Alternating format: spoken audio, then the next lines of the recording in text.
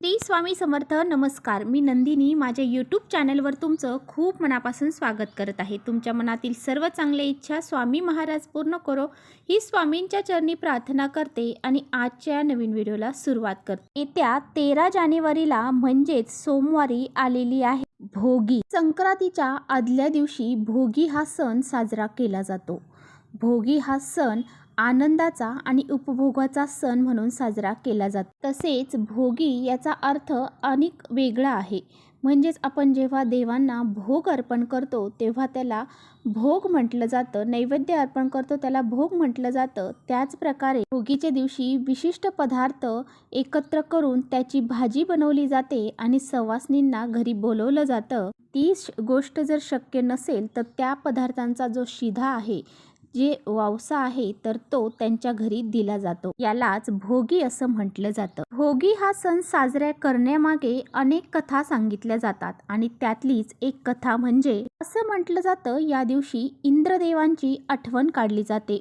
इंद्रदेवाने आपल्या शेतामध्ये अनेक पिकं पेरली जातात आणि ती टिकावी म्हणून इंद्रदेवाला प्रार्थना केली जाते. हे जे पिकं आहेत तर ते वर्षानुवर्ष पिकत राहावे यासाठी प्रार्थना ही इंद्रदेवांना केली जाते. हिवाळ्याच्या दिवसामध्ये अनेक भाज्या ह्या येतात आणि त्या पिकवल्या जातात. ह्या सर्व भाज्या एकत्र करून त्यांची भाजी बनवली जाते आणि तीळ लावून भाकरी केली जाते आणि याचा आस्वाद हा शेतकरी राजा घेत असतो. आणि ही संपूर्ण मिक्स भाजी जी केली जाते तर तिला खेंगट असं म्हटलं जातं. या सणाला सर्व भाज्या एकत्र करून भोगीची भाजी बनवली जाते. या सर्व भाज्या एकत्र करत असताना, ह्या भाज्या आपण बनवत असताना या सर्व भाज्यांमध्ये कोणती एक भाजी अशी आहे की ती आपल्याला या भाज्यांमध्ये मिक्स करायची नाही.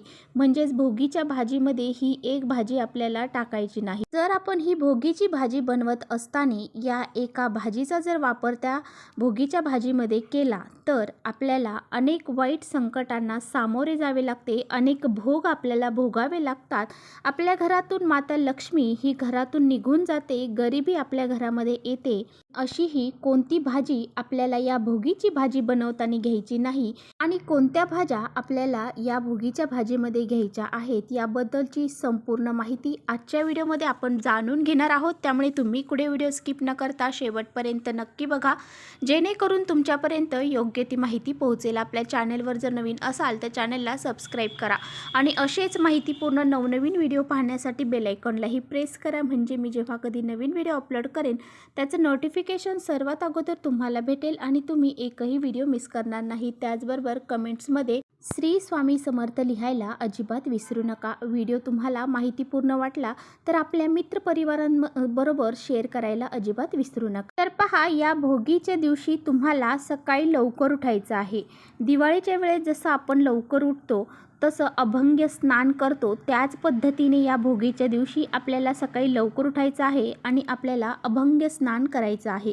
आता स्नान करत असताना जर तुमच्या घराजवळ एखादी पवित्र नदी असेल तर तुम्ही तिथे जाऊन हे स्नान नक्की करावे. जर तुम्हाला हे शक्य नसेल तर तुम्ही घरच्या घरी सुद्धा लवकर ब्रह्ममुहूर्तावर उठून हे स्नान करायचे आहे. आणि त्याचबरोबर अंघोळीच्या पाण्यामध्ये तुम्हाला अतिशय महत्त्वाची वस्तू टाकायची आहे.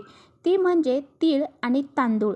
ह्या दोन वस्तू तुम्हाला अंघोळीच्या पाण्यामध्ये आवर्जून टाकायच्या आहेत. त्याचबरोबर चिमूटभर हळद देखील तुम्हाला टाकायची आहे आणि हे स्नान तुम्हाला करायचं आहे. तर अभंग स्नान केल्याने आपल्याला देवी लक्ष्मीची कृपा ही प्राप्त होते. तसेच सर्व प्रकारचे वाईट कर्म, वाईट भोग, सर्व प्रकारचे पाप हे नष्ट होतात. त्यामुळे अशा पद्धतीने आपल्याला ह्या वस्तू टाकून स्नान हे करायचं आहे. बरोबर आपल्याला या भोगीच्या दिवशी आपले केस देखील धुवायचे आहेत, कारण मकर संक्रांतीच्या आदल्या दिवशी केस हे धुतले जातात. तर पहा, या दिवशी तुम्हाला आंघोळ केल्यानंतर स्वच्छ कपडे परिधान करायचे आहेत. फाटलेले कपडे आपल्याला या दिवशी घालायचे नाही. जर तुमच्या घरामध्ये एखादी लग्न झालेली नवीन मुलगी असेल तर तिला माहेरी पाठवायचं आहे, कारण भोगीचा हा सण जो आहे तर तो माहेरी साजरा केला जातो. त्याचबरोबर तुम्हाला या भोगीच्या दिवशी आपलं घर, आपलं अंगण जे आहे तर ते स्वच्छ करायचं आहे. सडा रांगोळी तुम्हाला काढायची आहे तर तुम्ही आपल्या वडीलधाऱ्या व्यक्तींकडून ऐकलं देखील असेल की न खाई भोगी तो सदा रोगी. म्हणून घरातील लहानातील लहान मुलांपासून ते मोठ्यातील मोठ्यांपर्यंत सर्वांनी ह्या भोगीच्या भाजीचा आस्वाद हा घ्यायचा आहे. ही भोगीची भाजी बनवताना कोणत्या भाज्या घेतल्या जातात, कोणत्या भाज्यांना जास्त महत्त्व आहे, पहा. या भोगीची भाजी बनवत असताना आपल्याला वाटाण्याच्या शेंगा, त्याचबरोबर वांगी, गाजर, घेवडा, वालाच्या शेंगा, हरभरा, तीळ, गाजर, त्याचबरोबर बटाट्याची भाजी, मेथीची भाजी यासारख्या सर्व भाज्या ज्या आहेत तर त्या एकत्र करायच्या आहेत. तर या भोगीच्या भाजीमध्ये तीळ जे आहेत, पांढरे तीळ, ते अवश्य घातले जातात. तसेच या भोगीच्या भाजीबरोबरच बाजरीची जी भाकर आहे तर ती तीळ लावून केली जाते. बाजरीची भाकर आणि तिळामध्ये उष्णता असल्यामुळे ही बाजरीची भाकर जी आहे तर त्या भोगीच्या दिवशी खाल्ली जाते. या भोगीची भाजी खाण्याचे या दिवशी प्रथा आहे आणि त्यामुळेच ही भाजी आणि ही भाकरी खाल्ल्यामुळे आपलं शरीर हे उबदार राहते. आपण ही भोगीची भाजी बनवत असताना कोणती एक भाजी जी आहे तर ती आपल्याला या भाजीमध्ये समावेश करायचा नाही, तर ती आता आपण बघणार आहोत. भोगीची भाजी बनवत असताना आपल्याला सर्वात महत्त्वाची गोष्ट जी आहे ती म्हणजे कांदा आणि लसूण यामध्ये वापरायचा नाही. कांदा लसूण न टाकता ही भाजी आपल्याला बनवायची आहे. कांदा आणि लसूण हे तामसिक पदार्थामध्ये मोडले जातात, त्यामुळे या भोगीच्या भाजीचा नैवेद्य आपण ज्यावेळेस देवांना दाखवतो त्यावेळेस हे तामसिक पदार्थ त्यामध्ये यूज केले जात नाही. त्याचबरोबर आपल्याला या भोगीच्या भाजीमध्ये मुळा जो आहे तर तो वापरायचा नाही.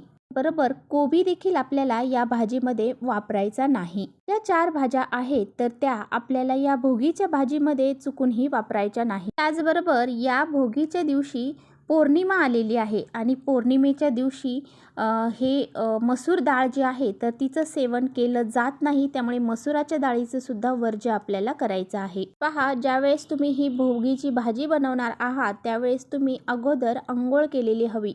अंघोळ केल्याच्या नंतरच तुम्हाला ही भोगीची भाजी आणि हे जे भाकरी आहे तर ती बनवायची आहे, कारण याचा नैवेद्य आपण देवांना दाखवत असतो. पहा, ज्यावेळेस तुम्ही ही भोगीची भाजी आणि भाकरी बनवणार आहात त्यावेळेस पहिली भाकर जी आहे ती आणि भोगीची भाजी ही तुम्हाला देवांपुढे ठेवायची आहे. देवांना दाखवल्यानंतर ही जी भाकरी आहे तर ती तुम्हाला गाईला अगोदर खाऊ घालायची आहे.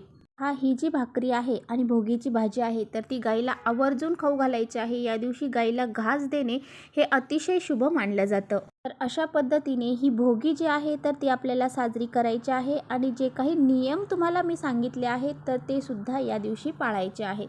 या दिवशी केस आवर्जून आपल्याला धुवायचे आहेत. तर चला, इथेच थांबवते माझा व्हिडिओ थोडा जरी आवडला असेल तर नक्की लाईक करा. चॅनलवर नवीन असाल तर चॅनलला सबस्क्राईब करा. परत भेटूया अशाच छानशा व्हिडिओसोबत. तोपर्यंत श्री स्वामी समर्थ.